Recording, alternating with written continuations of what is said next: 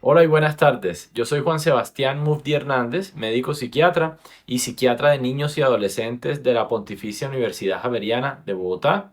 Hoy vengo a hablarles sobre un tema muy importante y muy apasionante, a pesar de lo difícil que es el trastorno bipolar o el trastorno afectivo bipolar. Nuevamente quiero agradecerle a EduCerebrix por la oportunidad de hablar de estos temas de vital importancia para la población general en esta fabulosa plataforma.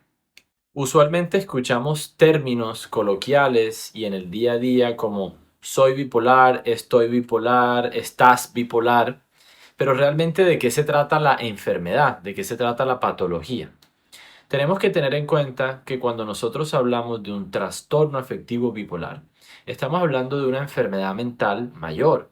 Quien la padece sufre un trastorno psiquiátrico que tiende a ser crónico, o sea que permanece en el tiempo.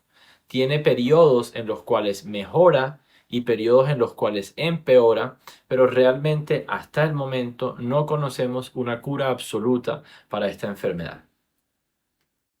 Esta patología afecta aproximadamente al 1% de la población mundial a través de la vida. Según la Organización Mundial de la Salud, en el 2019 aproximadamente 40 millones de personas tenían este diagnóstico. Es usual que aparezcan los síntomas en la adultez joven. Es una condición que se presenta sobre todo en los adultos, aunque también puede pasar en menores de edad. Esta enfermedad, como todos los trastornos psiquiátricos, es multifactorial. Eso quiere decir que no hay una sola causa. Hay componentes genéticos, químicos, cerebrales, del desarrollo, de la crianza, del medio ambiente. Pero esta es de las condiciones de salud mental que más estudios robustos y más evidencia robusta de heredabilidad tiene. Eso quiere decir que es una condición altamente genética. Si tenemos un familiar en primer grado con trastorno bipolar, existe aproximadamente un riesgo 7 veces mayor de presentar la condición.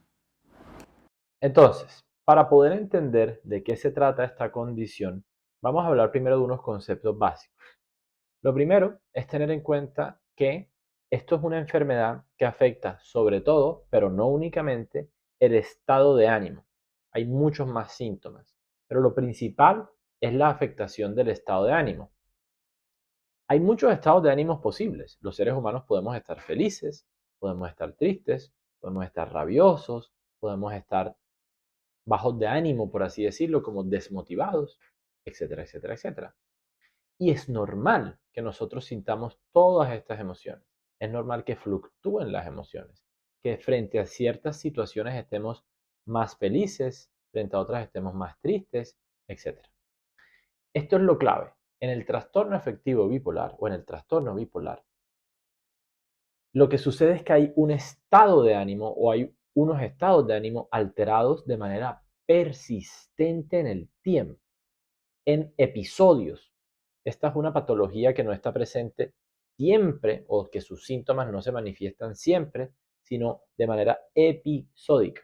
O sea, a la persona que tiene un trastorno bipolar le aparecen los síntomas durante unas semanas o meses y después van mejorando hasta que se quitan, vuelven y aparecen, vuelven y se quitan en la mayoría de los casos. Ahora, ¿de qué se tratan estos episodios? Hay diferentes tipos de episodios. Las personas con trastorno afectivo bipolar pueden entrar y permanecer hasta que se les quite en episodios de depresión, de manía o de hipomanía. Ya miraremos todos y de qué se trata cada uno. También existen otros estados que son unos estados, digámoslo, como intermedios, que se llaman los episodios mixtos, en los cuales la persona puede tener síntomas de manía o hipomanía al mismo tiempo de los síntomas de depresión. Empecemos por la depresión, que creo yo es un poco más fácil de entender.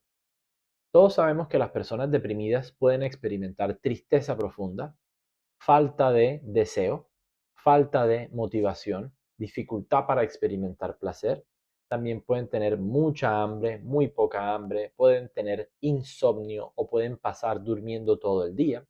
Tienen ideas depresivas, o sea, ideas en las que se sienten con baja autoestima, que se echan la culpa de muchas cosas que de pronto no tienen la culpa, inclusive pueden llegar a tener ideas de muerte o de suicidio, que sería, pues, digamos, lo más grave.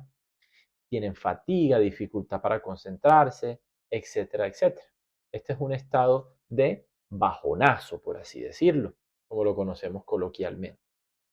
Al contrario, cuando las personas están en manía, están muy eufóricos, más de lo normal, tienen el estado de ánimo exaltado, o sea, están muy alegres o muy irritables, muy rabiosos, muy mal geniados, muy volátiles.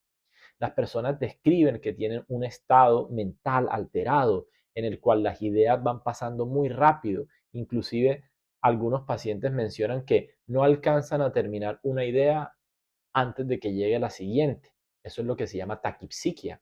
Las personas también tienen taquilalia, o sea, hablan muy rápido, se sienten muy llenos de energía, empieza a disminuir la necesidad de dormir. Duermen poco, pero porque no lo necesitan.